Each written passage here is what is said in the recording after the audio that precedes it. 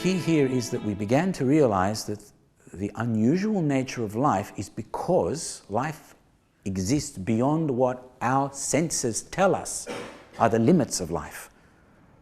And that is when people turn around and say, but that's God, isn't it? That is spirit. Or let's just say, as the Russians do, it's beyond the physical, therefore metaphysical. So when I talk about health, it is not on a mechanistic basis, because you are not a machine.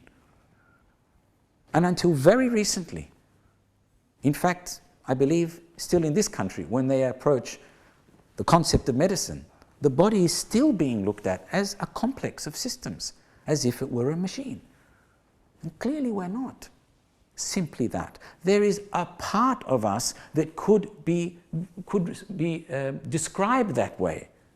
But then, when other angles and perspectives are taken, we begin to realize we're much more than that.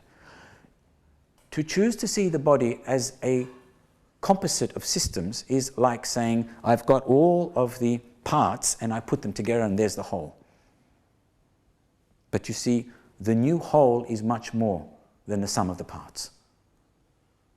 And it is constantly changing. And that is the one thing humans don't like. They're very attached to their concept of what life is, according to their perception, because it makes them feel safe.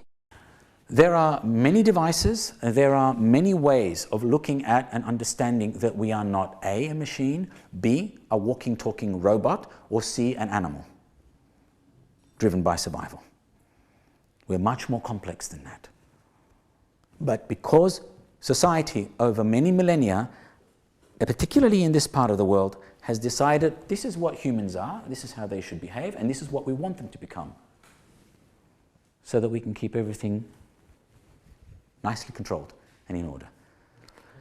Yet there are many parts of the world where you go to and they have a very different perception of humans, different perception of nature, and a different perception of why we're here. So, when we're talking about health, in my understanding, because generally in this country it's the absence of illness. When you're not sick, you're healthy, more or less. It's very, very generic. And if you're feeling good, and everything seems to be okay and functioning okay, then you're not complaining. So you're not going to pay any attention to your body. You're not going to listen to anything that is not asking for you to listen, i.e. any pain, any disruption in the bowels, loss of hair, skin rashes, whatever. Or even psychological and emotional issues. So nobody pays attention to themselves when everything seems to be going good. But is that health? Firstly. So we're looking at what you could say as, or call, a new idea or concept. I won't say definition, because it's not defined, because it's a state of being.